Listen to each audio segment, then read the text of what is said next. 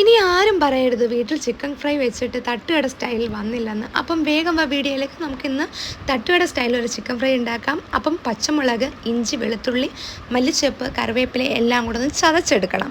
അപ്പോൾ അത് ഞാൻ രണ്ട് പീസുമാണ് എടുത്തേക്കുന്നത്. അതിലേക്ക് നല്ല രീതിയിലൊന്ന് തേച്ച് പിടിപ്പിച്ച് തിരുമ്മി വെക്കാം.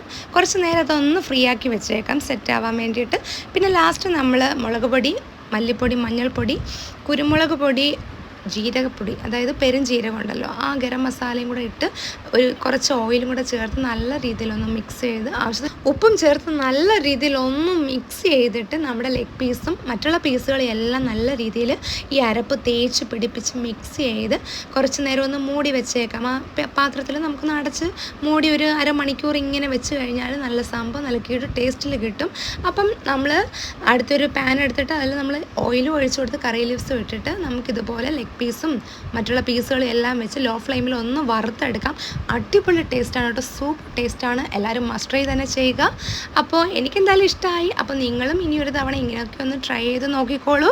അപ്പോൾ ഇന്നത്തെ വീഡിയോ ഇത്രയേ ഉള്ളൂ. ഞാൻ ഇന്ന് പുട്ടാണ് ഉണ്ടാക്കിയത്. അപ്പോൾ പുട്ടിൻ്റെ കൂടെ ചിക്കൻ കറിയും എസ്പെഷ്യലി നമ്മുടെ ചിക്കൻ ഫ്രൈ അതാണല്ലോ ഇന്നത്തെ സ്പെഷ്യൽ. അപ്പോൾ അതും കൂടെ ചേർത്ത് ഞാൻ ഇന്ന് കഴിക്കാൻ പോകാൻ ഇന്ന് ഇത്രയേ ഉള്ളൂ. Okay, by. നെക്സ്റ്റ് വീഡിയോയിൽ കാണാം.